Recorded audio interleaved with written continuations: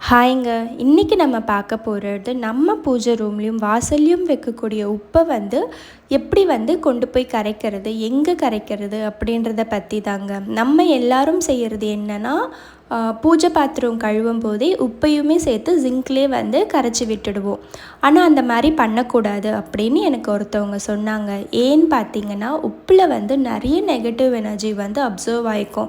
அந்த energy observe ஆன உப்பை நம்ம வீட்டுக்குள்ளேயே கரைச்சி விட்டோம்னா அந்த எனர்ஜி வீட்டுக்குள்ளேயே சுற்றிக்கிட்டு இருக்கோம் அப்படின்னு சொல்கிறாங்க. அதுக்கு என்ன பண்ணலான்னா, நீங்கள் வீக்லி வைக்கிற உப்பை ஸ்டோர் பண்ணி வச்சுக்கோங்க. வெளியே வச்சுட்டு நம்ம எங்கேயாவது வெளியே போகும்போது ஓடுற ஆற்றுலையோ ஓடுற தண்ணிலையோ அதை கரைச்சி விடணும் அப்படின்னு சொல்கிறாங்க. ஸோ இந்த வீடியோ உங்களுக்கு யூஸ்ஃபுல்லாக இருக்கும்னு நினைக்கிறேன். அப்படி இருந்துச்சுன்னா மறக்காமல் என்னை சப்ஸ்கிரைப் பண்ணிவிட்டு சப்போர்ட் பண்ணுங்கள். உங்கள் எல்லோரும் நான் இன்னொரு வீடியோவில் மீண்டும் பார்க்குறேன். அது வரைக்கும் பாய்.